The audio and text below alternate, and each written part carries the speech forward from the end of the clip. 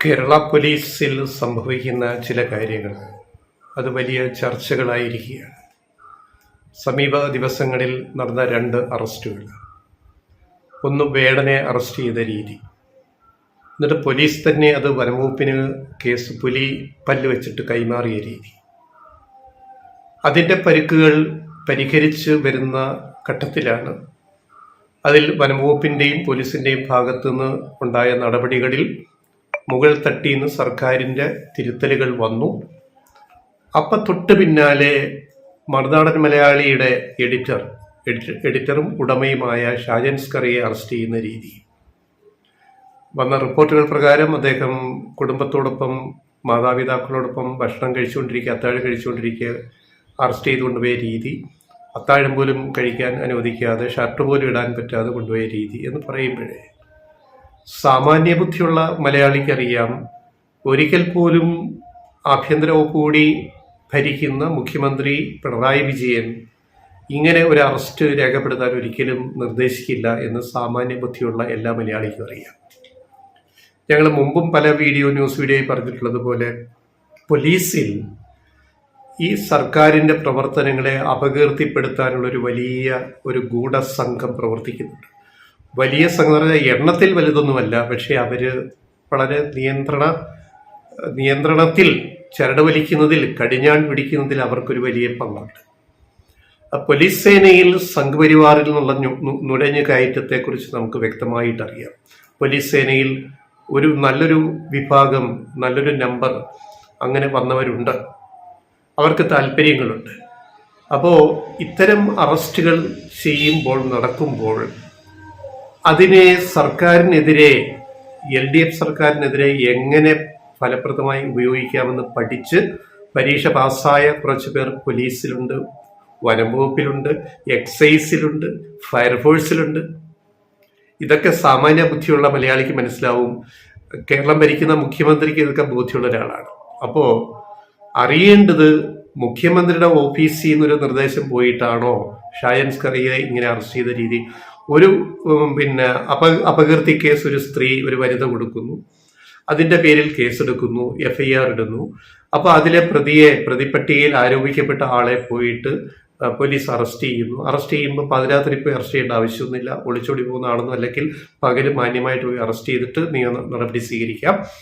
വേടന്റെ കേസിൽ ഇതേപോലെ സർക്കാരിനെതിരെ ഒരു നീക്കം നടന്നു എന്നുള്ളത് നമ്മൾ മറന്നുകൂടാ. ഷാജൻ സ്കറിയയുടെ കേസിലും ഇതാണ്. അപ്പം ഷാജൻ സ്കറിയ എന്താണെന്നുള്ളത് നമുക്ക് നാട്ടുകാർക്കറിയാം. നാട്ടിൽ ഒരു മീഡിയ കയ്യിൽ വെച്ചിട്ട് സമുദായങ്ങളെ തമ്മിൽ അടുപ്പിക്കുക, സാമൂഹ്യ സ്പർദ്ധ പരത്തുക, വർഗീയത പരത്തുക. അദ്ദേഹം ചെയ്ത പല വീഡിയോകളും ന്യൂസ് വീഡിയോ നോക്കി അറിയാം. ഹിന്ദു മുസ്ലിം വിഭാഗങ്ങളെ തമ്മിൽ അടുപ്പിക്കാൻ വേണ്ടി അടിസ്ഥാനരഹിതമായിട്ട് പല ന്യൂസ് വീഡിയോയും ചെയ്തിട്ടുള്ള ആളാണ് ഷാജൻ സ്കറിയ. അദ്ദേഹത്തിന്റെ മറുനാടൻ മലയാളിയുടെ RKS പരിശോധിച്ചാൽ മതി, ഇതൊക്കെ ബോധ്യമാവും.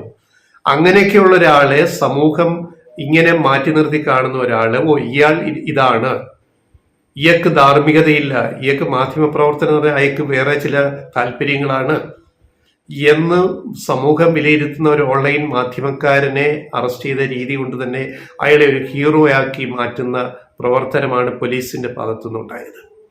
ഇത് ആർക്കു വേണ്ടിയാണ് ഇത് ചെയ്യുന്നത്? അപ്പൊ അതിനെ അറസ്റ്റ് ചെയ്ത രീതി, അപ്പൊ ഇതിന് പിന്നിലൊരു അജണ്ട സെറ്റ് ചെയ്ത് വെച്ചിട്ടുണ്ട്. ഇതെല്ലാം നമ്മൾ ആശാസമരവുമായിട്ടൊക്കെ ബന്ധപ്പെടുത്തി നമുക്ക് ഓരോ കാര്യങ്ങൾ നമ്മൾ കാണണം. മറുനാടൻ മലയാളി ഷാജൻ സ്കറിയ ചെയ്യുന്ന ന്യൂസുകൾ എന്താണെന്ന് നമുക്ക് എല്ലാവർക്കും അറിയാം. അതിൻ്റെ അകത്ത് നേരത്തെ പറഞ്ഞ പോലെ അത് മാധ്യമപ്രവർത്തനമാണോ ഇല്ലയോ എന്നുള്ളതൊക്കെ ജനങ്ങൾ വിലയിരുത്തിക്കട്ടെ. നമുക്കതൊന്നും അതിനെപ്പറ്റി കൂടുതലൊന്നും പറയാൻ പറ്റില്ല. അയാളുടെ സ്വാതന്ത്ര്യം വെച്ചിട്ട് അയാൾ എന്തൊക്കെയോ ചെയ്യുന്നു ഷാജൻ സ്കറിയ. അയാൾ പറയുന്ന വാർത്തകളുടെ മെരിറ്റും ഡീമെറിറ്റ്സും ഫാക്ട്സും വസ്തുതകളും വസ്തുതാവിരുദ്ധതയും അവാസ്തവങ്ങളും ഒക്കെ എന്തൊക്കെയാണെന്ന് പ്രേക്ഷകർക്ക് വിട്ടുകൊടുക്കുന്നു, അവർക്ക് തീരുമാനിക്കാം. പക്ഷേ അദ്ദേഹം നിരന്തരം, മറുനാടൻ ഷാജൻ സ്കറിയ നിരന്തരം ചെയ്തിരിക്കുന്നത്, അദ്ദേഹത്തിന്റെ എല്ലാ ന്യൂസ് വീഡിയോകളും നോക്കിക്കഴിഞ്ഞാൽ സംഘപരിവാറിനെ പിന്തുണയ്ക്കുകയും BJPയെ പിന്തുണയ്ക്കുകയും ക്രിസ്ത്യൻ മുസ്ലിം വിഭാഗങ്ങളെ തമ്മിലടിപ്പിക്കാൻ വേണ്ടി പലപ്പോഴും ന്യൂസ് വീഡിയോ ചെയ്യുകയും ചെയ്യുന്ന ഒരാളാണ് ഷാജൻ സ്കറിയ. അത് അദ്ദേഹം ചെയ്ത വീഡിയോകൾ തന്നെയാണ് അതിന് തെളിവ്. ഞങ്ങൾ പ്രത്യേകിച്ച് പറയേണ്ട ആവശ്യമൊന്നുമില്ല. ആ പുള്ളിയുടെ മാധ്യമ പ്രവർത്തന രീതി അതാണ്. അത് അയാളുടെ ധാർമ്മികതയ്ക്ക് അതായിരിക്കാം ശരി, നമ്മുടെ ധാർമ്മികതയ്ക്ക് അത് നമുക്ക് ഉൾക്കൊള്ളാൻ ബുദ്ധിമുട്ടുണ്ട്. അതുകൊണ്ട് അയക്ക് ഒരു മാധ്യമ പ്രവർത്തനമായിട്ട് പ്രവർത്തിക്കാനുള്ള സ്വാതന്ത്ര്യമുണ്ട്. പിന്നെ കേസും അയാൾക്ക് ഇഷ്ടം പോലുണ്ട്. പറഞ്ഞു കേൾക്കുന്നത് 50-ലധികം കേസുകൾ അദ്ദേഹത്തിന്റെ പേരിലുണ്ടെന്നാണ്. അതായത് പിന്നെ അര സെഞ്ചുറി തികച്ച കേസുകളാണ്. പല തട്ടിപ്പ് കേസുകൾ, മാനനഷ്ട കേസും മറ്റേ മറിച്ചേ കേസ് ഷാജൻ സ്കറിയയുടെ പേരിലും മറുനാടിന്റെ പേരിലും ഉണ്ട്. അതിന് അദ്ദേഹം കോടതി കയറിയിറങ്ങി നടക്കുന്ന ഒരാളാണ്. അപ്പൊ അദ്ദേഹത്തിന് കേസ് നടന്നൊരു പുത്തരിയൊന്നുമല്ല. ഇനിയും ഒരു 10 കേസുകൂടെ വന്നാലും ഷാജൻ സ്കറിയയ്ക്ക് പ്രശ്നമൊന്നുമില്ല.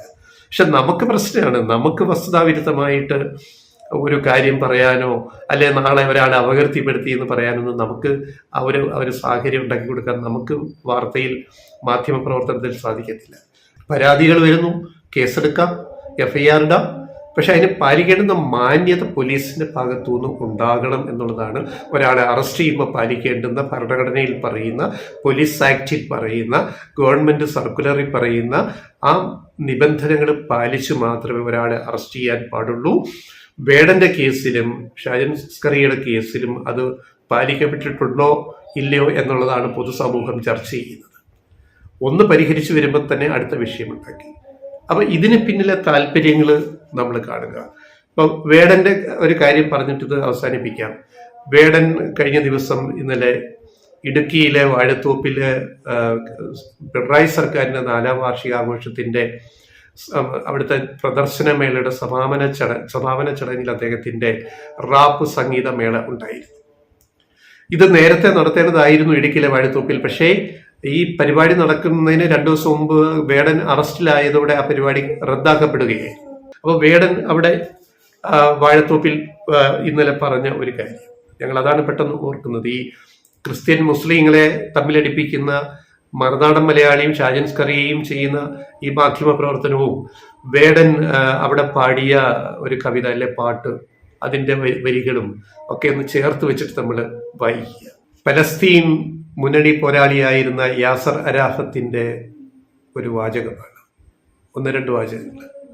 യാസർ അരാഫത്ത്, പലസ്തീൻ സ്വതന്ത്ര രാജ്യമാക്കാൻ വേണ്ടി പോരാടുന്ന യാസർ അരാഫത്ത്, അദ്ദേഹത്തിന്റെ സംഘടനയും അദ്ദേഹം UN ഐക്യരാഷ്ട്രസഭയിൽ പോയി പ്രസംഗിച്ച ആ പ്രസംഗത്തിലെ 2 വാചകങ്ങളാണ് വേടൻ കോട്ട് ചെയ്തത്. യാസർ അരാഫത്ത് പറഞ്ഞത്, ഇടത് കൈയിലെ ഒലിവ് ചില്ല, അതായത് ഞാൻ വരുന്നത് ഇടത് കൈയിൽ ഒലിവ് ചില്ലയുമായിട്ടാണ്. UN അദ്ദേഹം പ്രസംഗിക്കുകയാണ്. അതിങ്ങനെയാണ്, ഞാൻ ഇടത് കൈയിൽ ഒലിവ് ചില്ല, ഇടത് കൈയിലാണ് ഒലിവ് ചില്ല, വലത് കൈയിൽ കലാഷ്നിക്കോവ് AK-47 തോക്കുമായിട്ടാണ് ഞാൻ വരുന്നത്. ഒരു കൈയിൽ തോക്കും മറു കൈയിൽ ഒലിവ് ചില്ലയായിട്ട് വരുന്ന ഒരാളാണ് ഞാൻ. ഒലിവ് ചില്ല സമാധാനത്തിന്റെ പ്രതീകമാണ്, തോക്ക് യുദ്ധത്തിന്റെ അക്രമത്തിന്റെ പ്രതീകമാണ്. AK-47 തോക്ക്, ഏത് തോക്കാവട്ടെ. അപ്പൊ യാസർ അരാഫത്ത് UN പറയുന്നത് അതിന്റെ ബാക്കി വാചകം, ഈ ഒലിവ് ചില്ല എന്റെ ഇടത് കയ്യിൽ നിന്നും വീണുപോകാതിരിക്കാൻ കൂടെ നിൽക്കണേ എന്നാണ്. എന്നിട്ട് ഇപ്പൊ എന്തായി? യാസർ അരാഫത്ത് കാലയവനികയ്ക്കുള്ളിലായി. ഇപ്പൊ ഇസ്രയേലിന്റെ ആക്രമണം, ഹമാസ് സംഘർഷം, ഗാസയിൽ ആയിരങ്ങൾ നിരപരാധികൾ, കുട്ടികളും സ്ത്രീകളും അടക്കം കൊല്ലപ്പെട്ടു. ഒലിവ് ചില്ല താഴെ വീണുപോയി, യാസർ അരാഫത്തിന്റെ കയ്യിൽ നിന്ന് താഴെ വീണുപോയി.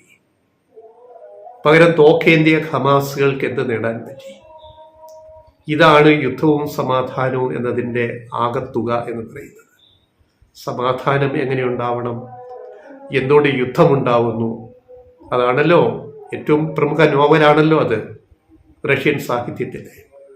യുദ്ധവും സമാധാനവും എങ്ങനെ ഉണ്ടാവണം, അത് നമ്മുടെ ഭരണാധികാരികൾ ഏത് കാലത്ത് അത് ചിന്തിക്കും. അല്ലെ ഭരണയന്ത്രം നിയന്ത്രിക്കുന്നവരും അവിടുത്തെ മറ്റ് സംവിധാനങ്ങൾ, പോലീസ്, ഇവിടുത്തെ കേരളത്തിലെ എടുത്ത് പറയുമ്പോൾ അതേപോലെ ഓരോന്നും. അപ്പോൾ വേടൻ പാടുന്നുണ്ട് വേടന്റെ സ്വന്തം വരികൾ. ആദ്യം വേടൻ യാസർ അരാഫത്തിന്റെ വാചകങ്ങൾ പറഞ്ഞു, അതിനുശേഷം വേടൻ പറയുന്നുണ്ട്, എന്താ പറയുന്നത്?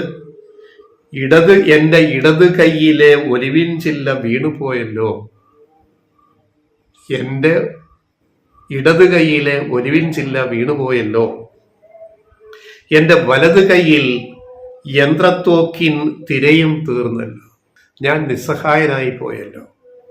അതാണ് നമ്മളിപ്പോൾ ഗാസയിൽ കാണുന്നത്. പലസ്തീൻ വിഷയത്തിൽ എത്ര സമർത്ഥമായിട്ടാണ് വേടൻ 4 വരികളിലൂടെ ഒരു സന്ദേശം തന്നിരിക്കുന്നത്. അത് വേടന് മാത്രമേ സാധിക്കുകയുള്ളൂ. അതുകൊണ്ടാണ് വേടനെ ചിലർ ഭയപ്പെടുന്നത്, വേടനെ കൊടുക്കാൻ ശ്രമിച്ചത്. ചില തെറ്റുകളുടെ പേരിൽ മയക്കുമരുന്ന് ഉപയോഗിച്ചു, അല്ലെങ്കിൽ കഞ്ചാവ് ഉപയോഗിച്ചു എന്നതിൻ്റെ പേരിൽ. അതിന് നിയമമുണ്ട്, നിയമപ്രകാരം നടപടി സ്വീകരിക്കണം. അതാണ് അതിൻ്റെ രീതി. അതിനു പകരം എക്സസീവ് ഇടപെടൽ ഉദ്യോഗസ്ഥ വൃന്ദത്തിൽ നിന്ന് വരുന്ന പോലീസാവട്ടെ, എക്സൈസ് ആവട്ടെ, ഏത് സേനയാവട്ടെ, വനം വകുപ്പാവട്ടെ, അതേപോലെ ഷാജൻ സ്കറിയെ ഇങ്ങനെ ഒരു ഹീറോയാക്കി ചിത്രീകരിക്കാൻ വേണ്ടി കാണിച്ച ഈ നാടകം പോലീസിൽ നിന്ന് ഉണ്ടായത്, ഇതെല്ലാം നമ്മൾ കൂട്ടി വായിക്കണം. പിന്നെ ആശാസമരത്തിന്റെ മറ്റൊരു ഗതി, അതിലേക്ക് രണ്ടാമത് വരാം, അടുത്ത വീഡിയോ സ്റ്റോറി വരാം. ഇവിടെ ഇത്രയും പറഞ്ഞ് ഇത് തീർക്കേണ്ടതാണ്. അതുകൊണ്ടാണ് ഇത് ഇവിടെ വെച്ച് തീർക്കുന്നത്, അല്ലെങ്കിൽ ഈ വീഡിയോ വളരെ നീണ്ടുപോകും.